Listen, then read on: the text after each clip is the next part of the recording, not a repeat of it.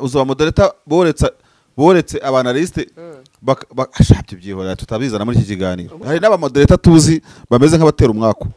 ku buryo umuntu amunyuraho akamunyuraho kazarangira nabi. Gerega ndakuze ye nta kintu mba ntinya kuvuga kuri izi bintuza nabo bajye bamenya ko tubazi. Abavuga witwa Tshisekedi rero nakunze umurisa ndamubura umurisa sha ariko iguru yo disi yateye benshi nizera wowe gusa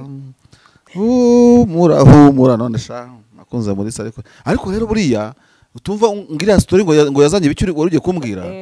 buriya story bwose ari bose barabugira bicarana nabwo. Tshisekedi wa Republika ya Demokarasi ya Kongo akaba yicaye akifata kihanukira benshi ibintu bafashe nk'ikinyoma cyangwa se agahomamunwa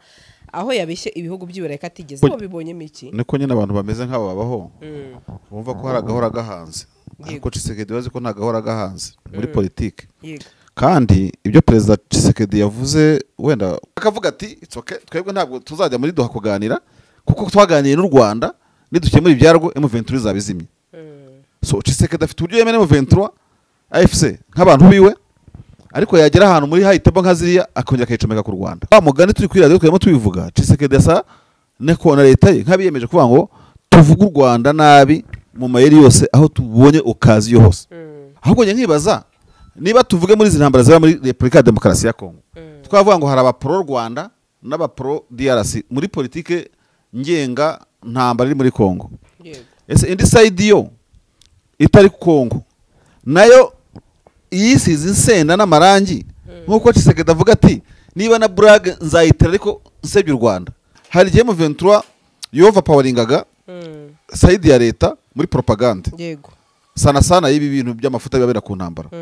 ariko leta iki gihe urabona ko niba nubwo baba bari muri 50-50 ntago biba bikwiye mbiva n'iki rero twaje kwisanga gute Tshisekedi arimo agenda azamura ijwi n'intugu ku buryo hari igisi zamwakira nka victim uri victimized ni intambara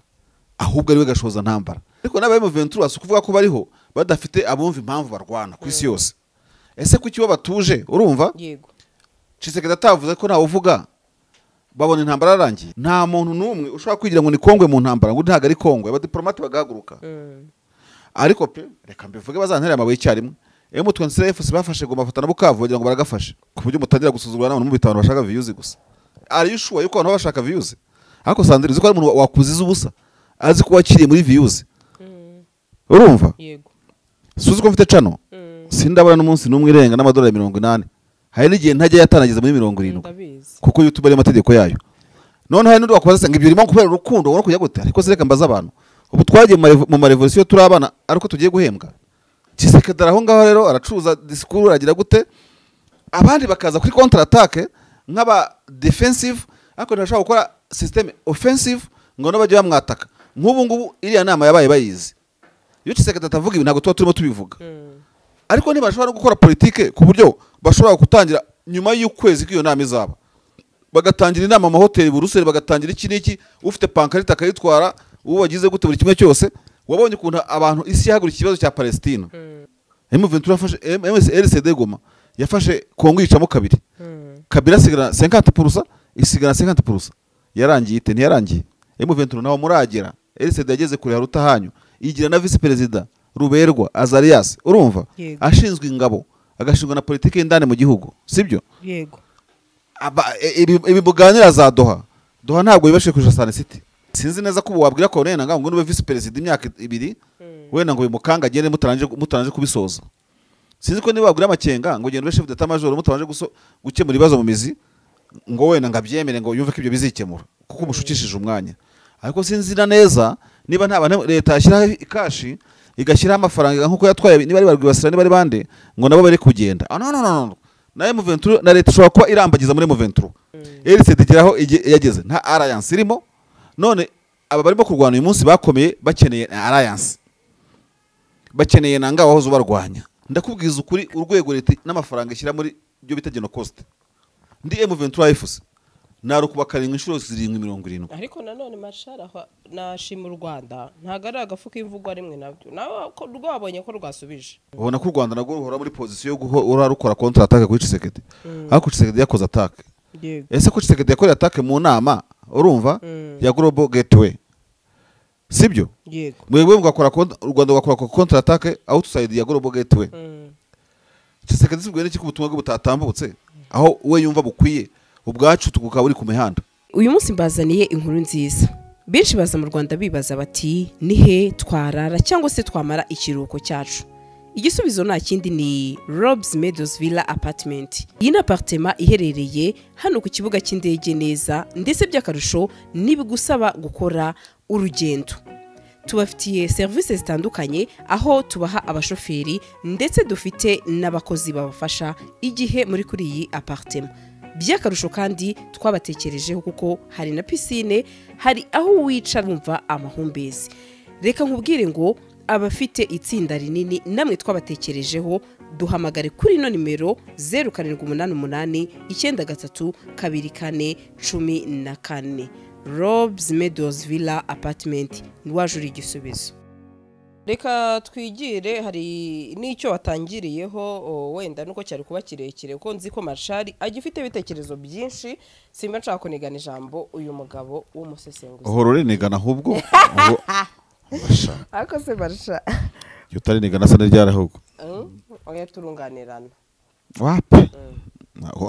uri moderator na analyst akuza uza moderator boretse abanaliste bashabye byihorera tutabizana muri iki kiganiro gute se gute afa byihorera sha akagushyirisha amase cyane rwose oya biterwa n'ibyo abantu benshi amakuru tuvuga ko amakuru aba hari abantu benshi babanaliste bagenzanye muri mwitondera moderators moderators bamugutuma moderators yakwituma moderateur zagira gute moderator burya nyine ndakubwira amakuru tuba duhanganye ariko tutarabanzi kuko nta miyaga ubushaka kunshyira mu nanjye nko gusubiza nanjye nta miyaga urumva ababyihorera wanjye nawe wakuntu tuva twabize ibyuya nabone wanuma Marshal abantu bazize ba moderators bagafungwa bakagera gute bagasigara bigaramiye ndabihanganishije hari n'aba moderator tuzi bameze nk'abatera umwako ku buryo umuntu amunyuraho akamunyuraho kazarangira nabi gerega ndakuze ye nta kintu ntinya kuvuga kuri izi bintu nabo bajye bamenya ko tubazi so gukoresha abantu kabiri gatatu gatatu bose barangira end up bagize gute gusa uvuga kuri moderator mwiza se urumva ibyo dukora byose ushobora kumodera umuntu umuyobora ku nkuru abaturage bakeneye ushobora kuyobora umuntu muri editing ukamukiza kaga kagize gute we ntubone ngo umenye umuceri ushobora no kumenya umuntu ariko no gucuti tuyasangira ifi ukanavuga Marshal ibyo ugabanyishaza naha n'iki byose yego ariko yo ntago mutworohera bamwe abantu mwe genzanya nsengera ba moderator kanyarira nigaruka muzamubwira turaborohe ngenda korohera wapi ntago ngirohera ariko nta kibazo Nesiko nyambo navuga ngo bazana bibyirukundo oya ko turabanyamujyi hari ikindi se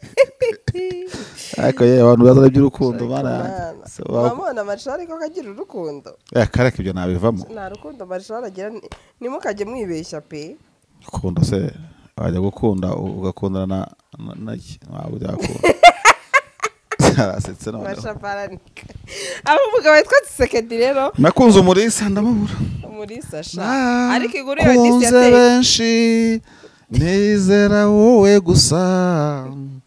humura none sha nakunze umurisa ariko rero buriya utumva ngira story ngo yazanye ibicuri wari ugiye kumbwira buriya story bwose bose barabugira bicarana nabwo y'abantu nyine bakundanye cyane bwa mbere bakiri bato kuzamuka buri wese aramwicaranye namufite ahubwo bazatubwire muri commentaire wewe wakundaga nde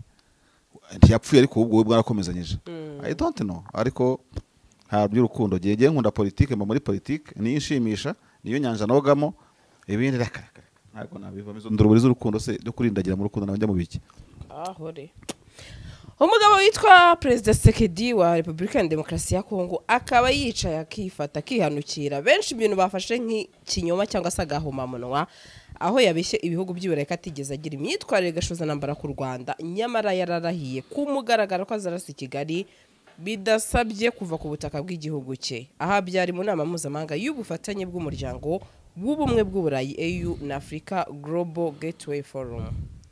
Yego Tshisekedi rero yigaragaje nk'umuntu w'umunyamahoro wahoze yifuza gukemura amakimbirane igihugu cye gifitanye n'u Rwanda mu magambo ati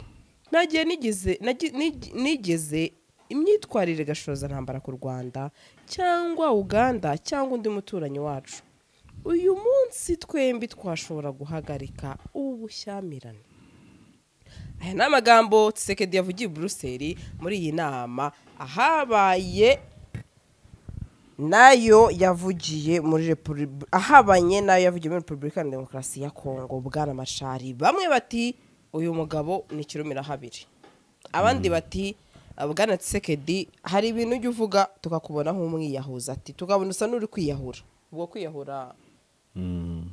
ntabwo bavuga kwiyahura byo gupfa, ariko bavuga, hari nkawo nabonye kuri Twitter aho yavuze ati mu rurimi rw'igifaransa ati ndi umukongomani cyane, ati ariko aya magambo Antoine Felix Tshisekedi perezida wacu ari kuvuga ati ndi kumufata nk'uri kwiyahura. Tshisekedi Chirombo uri kwiyahura cyane, ndetse ukwiyahura mu bintu utazi, nkurikije amagambo bwawe watangaje ku gihugu cy'u Rwanda nuko uzatera. Ntago ari wowe uyu munsi wakabaye kuba uri gusaba His Excellence Paul Kagame kuba yagukiza izi nyeshyamba duhanganye nazo. Uyu ni umukongomani wamubwiraga mu rurimi, yakoresheje ururimi rw'igifaransa, amubwira uti ntago ari wagakwiye kuba uri gusaba ngo uyu muvandimwe wawe His Excellence Paul Kagame kuba yagukiza izi nyeshyamba. Niko bibonye miki, niko nyine abantu bameze nk'abo babaho, bumva ko hari agahora gahanze, ariko Tshisekedi bazi ko nta gahora gahanze muri politike. Kandi ibyo perezida Tshisekedi yavuze wenda kubye n'u Rwanda, mubano na perezida Kagame, wenda ujya kubona ukabona amagambo yavuze arafitinga muri iyo angre, wenda bitware mu buryo bundi bworoshye, nuko ku bantu bazi imico ya Kiruba niko bateye, nabo bari abagome ariko bagahorana akarimi karyoshye kandi akazagukocora. Uribuka ejo bundi Vitali Kamere yegura, yamwise mon frère mon frère mon frère mon frère, sibyo? Agerekaho nakandi kantu nk'ako yageretse muri ya jambo, ati ndamufata nk'umuvandimwe, atari ko bizaterwa nuko azitwara nawe. Hanyuma uravuze uti rero u Rwanda nitwe babiri, sindagira gute, utariko mu kuri nyeshyamba mutegeka aho ziri. On fact warutangiye neza ariko werekana ko cyo yita u Rwanda, igihugu cy'u Rwanda igihugu gashoza ntambara, kubera ko nta kuntu watwerera u Rwanda M23, kandi ntabwo u Rwanda rurimo kuganira na M23 idoha, nta nubwo runaherekeje M23 idoha. M23 ihabwa invitation na Qatar from ordre de mission zigasibona kone nanga, ntabwo zisigwaho na PM w'u Rwanda. Kandi nawe ntabwo wagiye ngo uvuga uti dufate urugero Kinshasa ifite cadre iganiramo n'u Rwanda Washington, ese ikagira cadre iganiramo na M23 ifise idoha, iyaza kubigira umwe muri iyo komando mayumva cyangwa se kitegekwa n'u Rwanda akavuga ati erega nta M23 nta Rwanda, byose nimo bizane muri Washington, bikarangirira muri Washington byose. Cyangwa akavuga ati it's okay, twebwe ntabwo tuzajya muri Doha kuganira kuko twaganiye n'u Rwanda, nidukemura ibyarwo M23 zabizimye. So Tshisekedi afite uburyo yemene M23 AFC nk'abantu biwe, ariko yagera ahantu muri high table nkaziriya akongera akayicomeka ku Rwanda. Icyo ni kimwe navuga cyuko Tshisekedi byakora byose ababizi, niko abaruba bameze. Abanje kwereka hano mu kiganza u Rwanda, mushobora guhera ikiganza mugakemura ikibazo, ahise azana undi mukara hano yerekana ko ari mwe mufasha abamutera n'iki byose. Rero wa mugani turi kuri radio twemo tubivuga, Tshisekedi asa neko na leta ye nkabiyemeje kuvuga ngo tuvuga u Rwanda nabi mu mayeri yose aho tubonye okazi hose, sibyo? Kandi niba ari bwo buryo biyemeje, masho ntabwo ndahanga kugira ngo mupinge, ashobora kuba amahitamo meza kuri leta ya Kinshasa, kuko kurwana nyine n'intambara, ibi y'amagambo, ibi y'amasasu, amazi arabuze muri Kongo, abakozi amazigiye badahembwa, umuriro ugize gute, umuhungu wa Tshisekedi yishe umuntu bose babitwerera u Rwanda,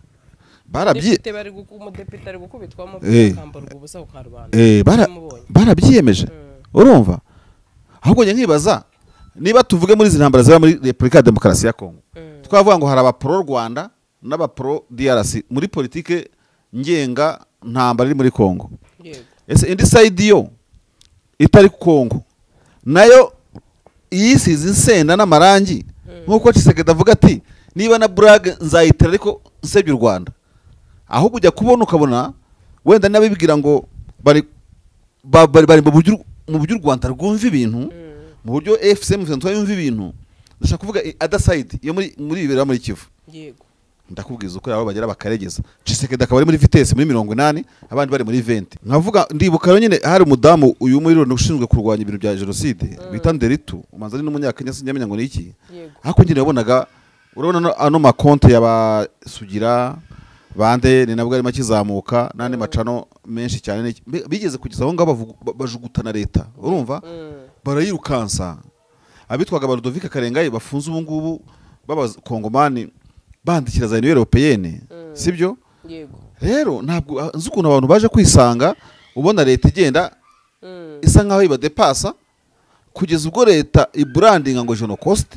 sibyo ukabona isira yakiriye igize gute kuko muri icyo gihe nibwo Tshisekedi bari bamuri ku gakano urumva ku buryo wanabonaga pe habura gatoya nyine urumva harimo abapfa abantu benshi bakamenzo batwikwa bagira gute en fait hari gihe mu 23 yova poweringaga side ya leta muri propaganda yego sana y'ibi bintu by'amafuta bibabera ku ntambara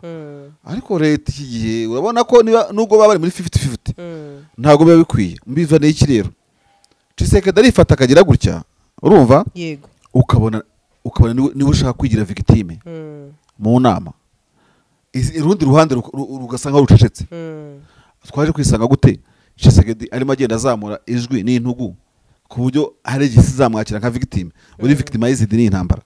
ahubwo ari we gashoza ntambara kugeza ubu ntabwo ari berike ntabwo ari iki niki you see so rero navuga ngo hari impande ebyiri zirwana Tshisekedi nabo tuvangwa ni coalition bafatikanije yego ariko n'abaye mu 23 asukuvuga ko bariho badafite abumva impamvu barwana ku isi yose ese kuki bo batuje urumva yego Tshisekedi atavuze ko ntawe uvuga babona intambara yarangiye mu ntambara ntabwo abanzi kurasa nzi target ndi sniper urumva yego n'abanditsi barahaguruka lawyers barahaguruka amategeko mpuzamahanga sibyo yego nta muntu numwe ushobora kwigira ngo ni Kongwe mu ntambara ngo ntago ari Kongwe abadiplomate bagahaguruka ariko pe reka mbivuge bazantera amabuye cyarimwe M23 bafashe Goma Fata na Bukavu bagira ngo baragafashe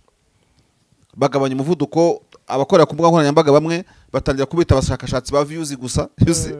ngo abantu bashaka views gusa uri umuntu basuzugura bafite rukuru bajya basuzugura babishatse muri nyeshyamba barasuzugura abantu na munagari muri mwageze kukize ku buryo mutangira gusuzugura n'abantu mubita abantu bashaka views gusa ari yushuwa yuko abantu bashaka views ariko Sandrine uzi ko ari umuntu wakuziza ubusa azi ko wakiriye muri views urumva yego suzi ko mfite channel sindabona n'umunsi n'umwe irenga n'amadolari 80 hari n'igihe ntajya yatanageza muri 70 kuko YouTube ari amategeko yayo none hari n'undi wakubaza ngo ibyo birimo kubera urukundo ubona kujya gute ariko zireka mbaza abantu ubu twagiye mu marevolution turabana ariko tugiye guhembwa kuki nta n'abantu bumva yuko abantu bakora ibintu bagashyira muri ubwo bwitange babikunze abandi bakayibyaza umusaruro hama se mu 23 uri mu ntambaro warahembwa niba sadahembwa akajya ku rugamba kora ko impamvu yo kurwana undi ntiyarwanisha media undi ntiyarwanisha ikaramu undi ntiyarwanisha amategeko nta n'ikintu akwatse ariko nibura uko understanding ukanazirikana ko ibyo akora ari akazi kandi nkako nawe ukora ikindi ari nyeshyamba zishobora kuva ko kuba uri mu ndaki urasiramo undi we aho yarasira atabagize gute ntago ariko bimeze hari no muri diaspora mu 23 avuga ati kudufaranga nkorera bigende gutya agatwitakanya ni kare kadakoze ese barabazirikana niho bazisanga rero Muyaya atanga miliyoni ku mateleviziyo atanga y'amadolari na buri kimwe cyose bagashora abandi bakumva ntacyo bibatwaye ntacyo bibabwiye ntacyo bagize gute Tshisekedi aho ngaho rero aracuruza discours aragira gute abandi bakaza kuri counter attack nk'aba defensive ariko ntashaka gukora system offensive ngo no bajye bamwataka nk'ubu ngubu iriya nama yabaye bayizi iyo Tshisekedi atavuga ibi ntago tuba turimo tubivuga ariko niba bashobora gukora politike ku buryo bashobora gutangira nyuma y'ukwezi k'iyo nama izaba bagatangira inama mu hoteli Buruseli bagatangira iki niki ufite pankarita akayitwara uwo wagize gute buri kimwe cyose wabonye ukuntu abantu isi yahagurika ikibazo cya Palestina hari n'abayahudi nabo binjiye muri iyo ntambara yo kurwanira uburenganzira bw'abanyapalestina ku buryo Palestina uyu munsi ni igihugu cyubashywe France yarayemeye Portugal Espagne nuko nguko none se hari imbunda Palestina yakoresheje zikomeye wavuga ko ramara yungutse ariko urwego rw'abamobilizateri babo barahagurutse baragira Willimanzi uri yakiri muri Canada kuhagarariye abantu bo muri M23 baba mu mahanga ndabyibuka ko sizi namabere New York ubanza ari ya unga y'umwaka ushize cyangwa indi myaka yindi yatambutse ariko kugira ngo umwaka ushize none ntibeshye bo yarambwiraga ngo bafashe imodokari zimwe nka ziriya zabamaza bashyiraho amasukirini manini cyane bagenda kuyashyira mu mahuriro y'imihanda bamobilizinga abantu babwira Tshisekedi wari babwira ikiri kintu nk'ibyo ngibyo yego ese mu byukuri uriya wamusimbuye nawe witwa Manzi harya uba muri Canada wasimbuye Manzi muri ibyo byo guhagarira abantu yitwa Wiri Inshuti yitwa Wiri Inshuti bafite izina bitiranwamo ese iyo modo operatoire baracyayikoresha bashaka kuba bakiyikoresha gisimbi menye kuko urumva Manzi yo twaraganiraga kandi yanaganiraga n'itangazamakuru si jyenyine ariko abandi barayikoresha cyangwa barumva baragafashe kuko usigaye uva muri Canada Toronto ukajya iwanyu igoma n'amasisi ukagira ngo intambara yarangiye nose ntago ariko bimeze RCD yafashe ahantu hakujya 10 aho M23 ifite uyu munsi hagira umakanya M23 yafashe RCD Goma yafashe Kongo yicamo kabiri Kabila sigara 50% isigara 50% yarangiye ite ntiyarangiye M23 naho muragera RCD yageze kure haruta hanyu igira na vice president Ruberwa Azarias urumva ashinzwe ingabo agashingwa na politike y'indane mu gihugu sibyo yego ibi buganira za Doha ntabwo bibashe kuja Sun City muri Afrika y'Epfo ibiganiro byahabereye donc nukushaka kuvuga ngo abantu bakwiye gukura mu ruge ngo bagende gahoro babeho nta tangazamakuru babeho nta guhagurukira icyarimwe babeho Tshisekedi akomeza azamuke mu yazamuke bo bari aho ngaho bona bacecetse nabo hamagaye ntibigende gute buri kimwe cyose nta kantu barafata kuko nta heza bageze RCD itageze kandi uburyarya bw'abazarirwa bukabasenya bukabarangiza sibyo gusa icyo ubona harimo maturité kuri M23 uyu munsi ntabwo ndishwa sinzi neza ko wabwira ko nena ngo nube vice president imyaka 2 wenda ngo bimukanga agende mutaranje kubisoza sinzi ko niba wabwira amakenga ngo gende chef d'état major mutaranje gukemura ibibazo mu mizi ngo wenda ngabyemere ngo yumve ko ibyo bizikemura kuko umushukishije umwanya ariko sinzira neza niba nta bantu leta yashyiraho ikashi igashyiraho amafaranga nkuko yatwaye niba ari barwibasira niba ari bande ngo nabo bari kugenda no na M23 na leta ishobora kuba irambagiza muri M23 wenda ikagiye nihusha ihusha kandi burya ushobora gutanga miliyoni y'idolari umuntu akavuga ati cyo koruzanye imwe n'igice naza yego evuze urumva utatangiye kujya mu murongo wo kuba wagenda ntabwo tubizi ibyo ngibyo ariko kuvuga ngo M23 ntikwiye kwifata nk'iyageze kure hashoboka urumva no kuba ubu ngubu ubona ifite imbaraga kuri M23 FC abandi bahageraga nta alliance barimo CNDP yageze aho igeze nta alliance irimo you see RCD geraho yageze nta alliance irimo none aba barimo kurwana uyu munsi bakomeye bakeneye alliance bakeneye nanga wahoze barwanya donc nko gufata ikositimu kugira ngo ibi kositimu nziza ugafata igitambaro cy'ubururu hano n'icya forongo hano kugira ngo bijye ari kositimu mu gihe abandi ari kositimu y'itisi imwe ubu sete M23 ni kositimu y'amatisi menshi kandi kositimu y'amatisi menshi either 50% ishobora gukomera kubera iyo synergy y'abantu bishyize mwari benshi ariko 50% indi isigaye ishobora no kuba fragile kubera iyo mpamvu ko muri benshi nanone bigatuma guhuriza hamwe coordination ibikorwa byanyu bizamba kwizera na buri kimwe cyose urumva hariho chance hari n'icyo wabara kite kuko kitari chance so rero niyo mpamvu ubona leta igeze kuri level yo kwigira victime samu hawo bigakunda ndakubwiza ukuri urwego leta n'amafaranga ishyira muri byo bita geno cost ndi M23 FC naro kubakaringa inshuro 770 ariko nanone mashara nashima u Rwanda ntago ari agafuka imvugo rimwe nabyo nawe ko rwabonye ko rwasubije ariko iyo u Rwanda n'igihugu kigenga yego wenda genda vuga ku side y'u Rwanda u Rwanda n'igihugu kigenga no reka nkwereke icyo nshotse kuvuga ngaha niyo donc iyo perezida Tshisekedi afashe M23 akayidedwana akayicomeka ku Rwanda ubwo urugamba rwo gukurikiraho urugo wa mukobwa wagiye gusabwa yamara gusabwa bakavuga ko adahari bavuga ko adahari we yabumviza ko bagenda hari nijye ushaka kurongorwa mwintwerera abandi ubukwe n'ubwanjye muvuga ibyo muvuga ariko izo burage muzishyire ku ruhande burage za Tshisekedi zikwamaganwa ku ntare iri hejuru cyane na M23 muhora muducomeka ku Rwanda kubera iki ubuyobozi bw'u Rwanda nibwo butuyobora nibwo budutegeka turabazanyarwanda turi iki patata ariko ntabwo icyo gihe uza kwataka Tshisekedi wabashize ku Rwanda ngo mwataka n'utwe emoji. Nicyo nakubwiye ngo kugira ngo Tshisekedi umwibagize ko agomba kuzana u Rwanda kuri M23 1 week 2 weeks before yuko the Global Gateway Forum iba, sibyo? Mwagombye gutegura ikibuga mukabo ntuzaza hanga turakuzi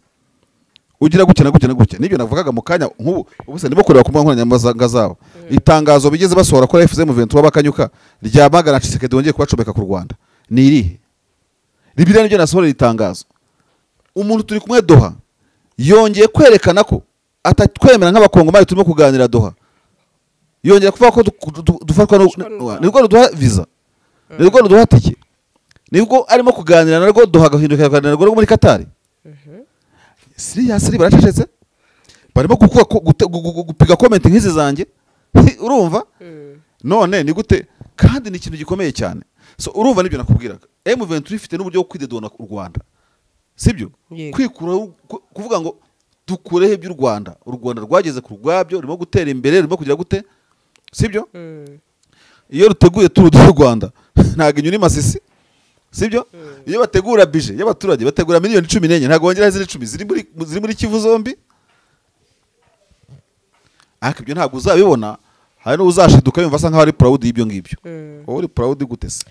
Reka mvuge kujya ku side y'u Rwanda. U Rwanda mu kunyumuza ruti Perezida wa Repubulika ya Demokarasi ya Kongo kenshi yagaragaje amagambo yuzuye urwango n'ubushotoranyi ku Rwanda, cyane cyane mu gihe cyo kwiyamamaza ngo azongera torwe mu mwaka wa 2023,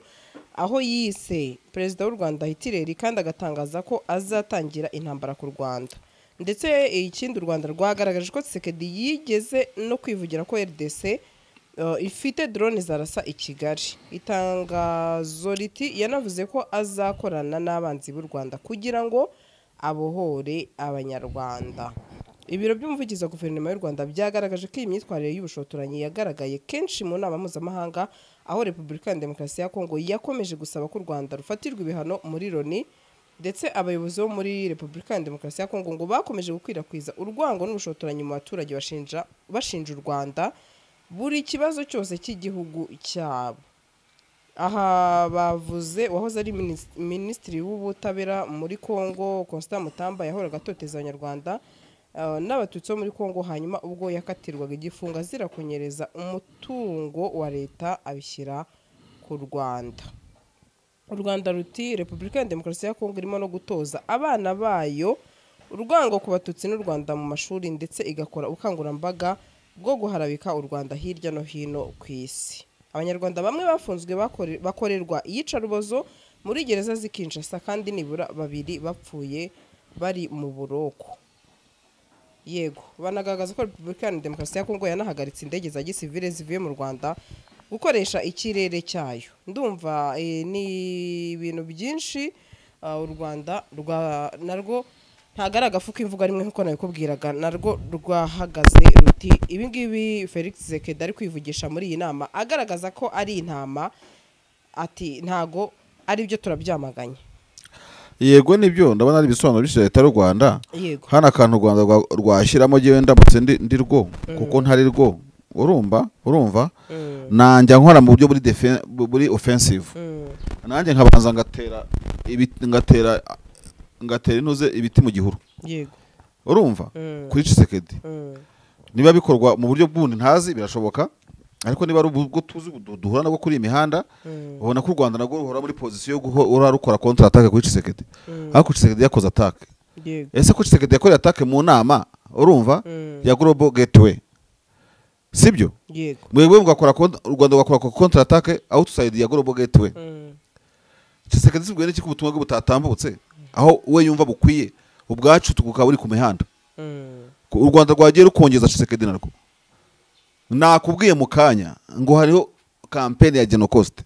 sibyo? Yego umbabariye kubivuga gutyo ubwo ubindusha azabimbwira. Ntabwo ndabona counter attack kuri ya Genocost y'abakongomane bavuga. Wibuke bafite icyo bita mapping report, ikintu babiteguye imyaka myinshi bashyizeho Genocost, sibyo?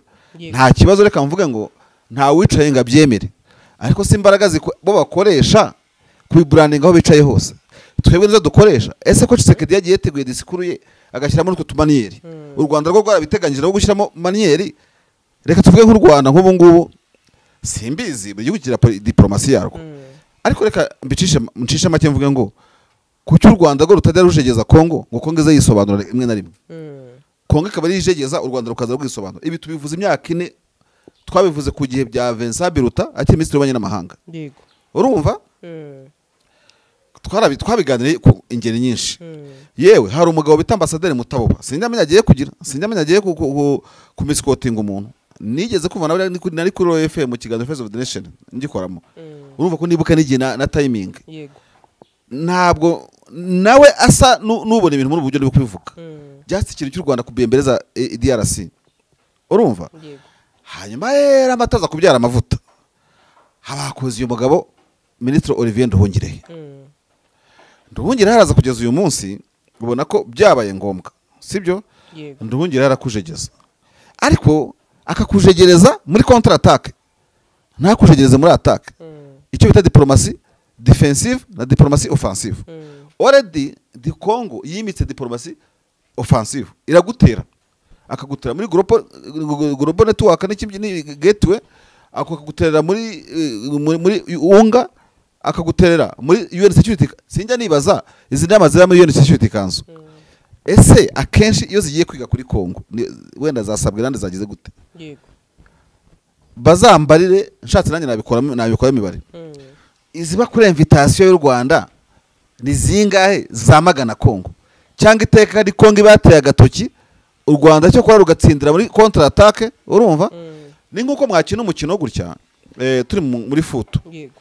uziko futu akunda ko imikino ibiri akenshi na kenshi ari na roturo yego ikipe ikakuzira kuri stade ho ikagutsinda ibitego 4 sibyo yego indi kazaje ko kwishura kuri stade Pele Stadium ikagutsinda 4 ikakwishura n'ibindi 4 bikaba 8 ubwo se umwanya munini watwaye ubwonko bw'abaturage n'abareba umupira n'iki si ibitego 4 watsindiwe kunuze kuri Huye kubera ko ibindi yabona nka chance utategereza uko wagutsinze yagutsinze mbere ibindi bije gusa nyine nka chance y'umukino kuko iyo beza kwa tekinike y'umukino waramutsinze mwaratsindaguranye 4-4 muri matchare ariko matchare turura mwigaranzuye nkabya ni Liverpool igikora urumva abantu bakavuga ko Liverpool itagitsinda muri are igatsinda muri roturo kubera iki so government y'u Rwanda na diplomasi y'u Rwanda ntabwo bibujijwe urumva nigerageze kwa Olivier Nduhungirehe bashyiremo akabaraga bajegeze Kongo batazisanga niyo za M23 navuga kugwiraga batazizaga Kongo yigize victime sibyo yego kandi ariyo gashoza ntambara dore kandi iratangiye ngo ntago bari berike kandi nyamara turimo kujyana kandi abantu bajya tujya tugona mu makosa Sandrine twe dusesengura n'abandi bantu batandukanye b'abakomentateri bakibira ko Kongo ari injiji yego urumva kera hari ikintu twaza ngo moneye byo ntabwo nayikoresha Kongo ntago ari injiji ibyo bakora barabizi Kongo icyo bahagazeho niba ari amanyanga baravuze basha tuzava muri position y'amanyanga tuzakomeze tuyishimangire tuyisobanure mpaka buri gihe bazayumvira bashyiremo akantu bagire gute ibintu nk'ibyo ngibyo so ubu tuzaryoherwa ryari nk'abanyarwanda tubona u Rwanda rwashyize Kongo muri diplomasi urumva rukayishyira noze neza kunuze hamwe bamucoma bashyira noze ne hamwe bamushyira bamucoma bamanike ihene donc rwayimanitse etalage urumva u Rwanda rwafashe Kongo ikagisigara ariyo irigwa yisobanura ku buryo diplomasi yacu nayo offensive nikomeze kuba defensively ruhaga amakongo ariko ntabwo ubuzi uburyo wakurashe mbere nawo kunaba yabigenje sibyo yego ibyo nibyo bikenewe cyane niba bishyiremo imbaraga kandi barabishoboye izi modoka zuzuye imihanda habamo iyawe ikibazo niye hize uzayigurira barakubesha abakubwira ko gutumiza imodoka bigoye nta gihe na kimwe gutumiza no kugura imodoka byoroshye nk'ubu hamwe na Gugaga Cars kompanyi yonyine wabaza imodoka y'inzozi zawe na spare parts zazo aha ntibigusaba kumena banki wanabatuma ku ruganda mu minsi mike cyane imodoka y'inzozi zawe ikakugeraho bahamagare cyangwa ubandikire kuri 0788323266 uranabandikira kuri mail yabo ni gugagacars@gmail.com wanabasanga i Nyarugenge mu nyubako ya Jeff Plaza floor ya 4 room ya 6 Gugaga Cars buy and ship your dream cars.